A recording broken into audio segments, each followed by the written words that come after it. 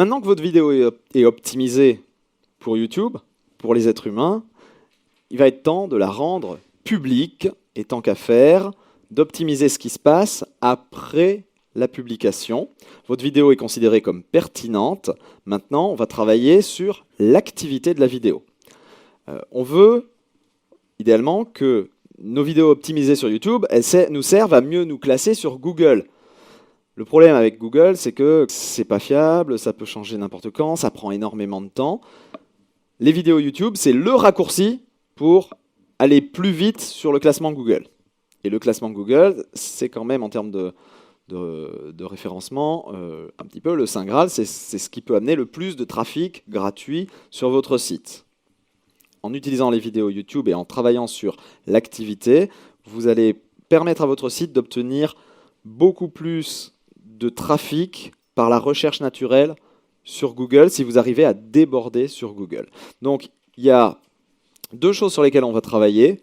Là, il y a un facteur de vitesse qui est important. C'est pour ça qu'on ne publie pas la vidéo tout de suite, on la met en mode privé et on se prépare avant de la rendre publique pour qu'on puisse exécuter tout très vite au moment où on la rend publique. Donc, voyons d'abord ce qu'on fait au niveau de l'activité de la vidéo. Ce qui se passe, c'est qu'au moment où on publie, YouTube va évaluer des paramètres. D'accord ? C'est ce qui va leur permettre de décider, je mets en avant la vidéo ou pas. Donc il y a les indices d'audience. YouTube va regarder combien de vues votre vidéo génère spontanément à partir du moment où elle est publiée. Et puis la vitesse à laquelle ces vues arrivent, une fois qu'elle est publiée. Et ensuite, il y a les indices d'engagement. Comment est-ce que l'audience interagit avec votre vidéo? Qu'est-ce qui se passe quand un utilisateur de YouTube voit cette vidéo? Déjà, est-ce qu'il la regarde jusqu'au bout? Jusqu'où il la regarde en moyenne? Est-ce qu'il clique sur j'aime ou j'aime pas? Est-ce qu'il s'abonne à votre chaîne? Est-ce qu'il laisse des commentaires? Est-ce qu'il fait une réponse vidéo? Est-ce qu'il regarde d'autres vidéos de votre chaîne? Bref, est-ce que votre vidéo a cette capacité à créer de l'engagement avec son audience?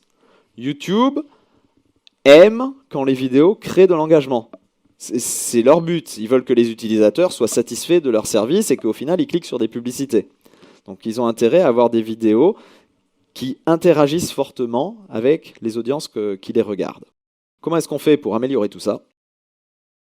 Avant de rendre la vidéo publique, on se prépare. Vous allez préparer des communications pour les canaux dont vous disposez. Alors bien évidemment, le premier canal, c'est quoi? C'est votre liste email. Vous allez créer un email.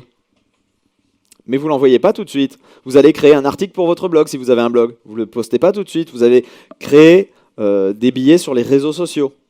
Et vous allez essayer de poster tout ça en même temps dans la foulée de la publication de votre vidéo. Pourquoi? Parce qu'on veut que dès que la vidéo est rendue publique, YouTube se rende compte que ah mince, ce mec-là, quand il publie une vidéo, tout de suite, il y a tant de vues qui arrivent. Il y a une avalanche de vues. Waouh! Vues rapides dès la publication. Cette personne-là a réellement une audience. Donc elle nous intéresse parce qu'ils nous envoient leur audience et nous, on peut lui afficher de la pub à son audience. Donc, il nous intéresse. Ensuite, il y a le moment de publication. On veut essayer de créer un pic d'audience sur la vidéo. Donc, autant pas publier à 3 h du matin quand il n'y a personne. Vu que vous allez envoyer un email à votre liste, etc., on pourrait se dire, je vais envoyer un email aux horaires où ma liste a tendance à ouvrir plus les emails. Mais il se trouve que sur YouTube, le pic de fréquentation, quand on envoie un email qui parle d'une vidéo, les taux de clics et le nombre de clics sont différents de quand on envoie juste un email avec un lien vers un contenu en texte, par exemple. Quand les gens savent que ce qu'ils vont voir, c'est une vidéo, on sait qu'il y a un pic de fréquentation sur YouTube en début de soirée, vers 19 h. Alors ça, c'est vraiment à tester en fonction de votre marché, de votre liste. Il n'y a pas de règle générale, mais le gros pic de fréquentation de YouTube, il est vers 19 h le soir. Donc si vous avez l'habitude d'envoyer vos emails le matin, ça peut valoir le coup vraiment de tester. Oui, c'est YouTube en général, pour les vidéos de chats et de bébés inclus. Pensez toujours dans vos vidéos, dans vos communications, à demander dans votre mail, dans vos articles pour le blog, dans les réseaux sociaux et dans la vidéo, dans les annotations, pensez toujours à demander aux gens explicitement d'interagir avec la vidéo, de laisser des commentaires sur YouTube en dessous de la vidéo. Et idéalement, Pour montrer à YouTube que vous êtes quelqu'un de sérieux qui interagit avec son audience, qu'est-ce que vous faites quand il y a des commentaires? Vous y répondez. Vous y répondez comment?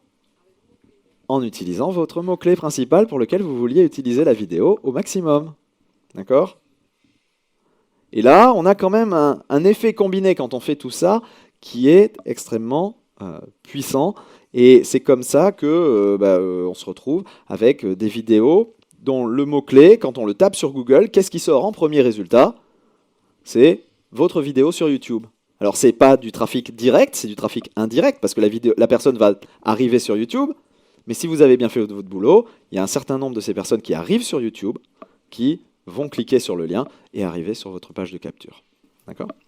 Et on peut, si on produit régulièrement du contenu, on peut vraiment arriver à alimenter des activités. Hein. On peut arriver à constituer de belles listes et faire de belles choses avec tout ça. Dans le monde du référencement, le paramètre le plus important au final, c'est ce qu'on appelle les backlinks, les liens qui amènent vers la page que vous voulez optimiser. Donc pour mieux se classer qu'un concurrent, c'est la course à celui qui aura le plus de liens qui envoie vers sa page en utilisant le bon type de lien avec le bon mot-clé.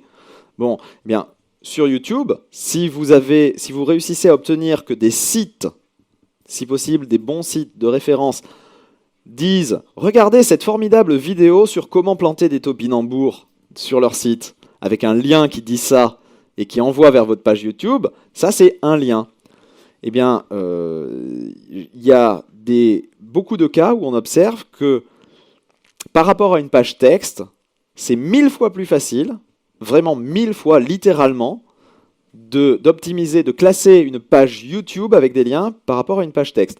Si je voulais classer en haut des résultats de Google une page texte dont le mot-clé central serait « Comment planter des topinambours », il faudrait que je fasse 1000 fois plus de liens, que j'obtienne 1000 fois plus de liens venant d'autres sites par rapport à une vidéo YouTube.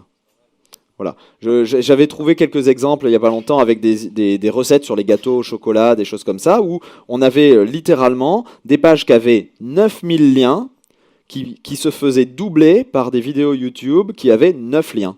Donc Google favorise énormément YouTube. On en profite, c'est normal, c'est leur jeu, ça leur appartient YouTube. Donc ils mettent en avant les résultats de YouTube et du coup c'est plus facile de se classer. Il y a besoin de faire beaucoup moins de travail de réseautage et d'obtention de liens. Donc l'idéal bien sûr c'est de préparer ça avant la publication.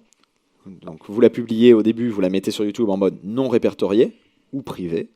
Vous obtenez quelques liens et dès que vous êtes prêt avec votre email pour votre liste, vos articles de blog et vos liens qui ont déjà été faits vers la vidéo, vous publiez, vous lâchez la machine, et là, vous pouvez vraiment très rapidement vous classer, y compris sur Google. On observe, il y a des cas extrêmes où on a réussi à observer des gens qui ont classé un mot-clé en 72 heures.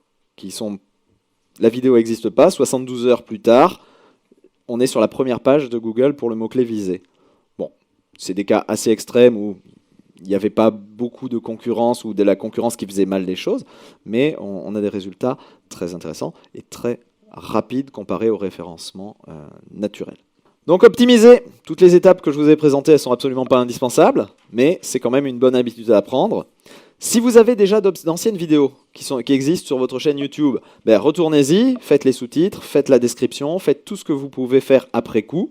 Pour ce qu'il faut faire au bon moment, c'est trop tard, mais il y a quand même beaucoup d'étapes que vous pouvez faire après coup, et vous allez multiplier vos vues et votre trafic. J'ai plusieurs clients là, de ma dernière formation qui avaient plein de vidéos qui faisaient n'importe comment, qui étaient déjà publiées, qui ont fait juste quelques étapes suite à ces conseils, et qui ont vu leur trafic multiplié par 4 ou 5.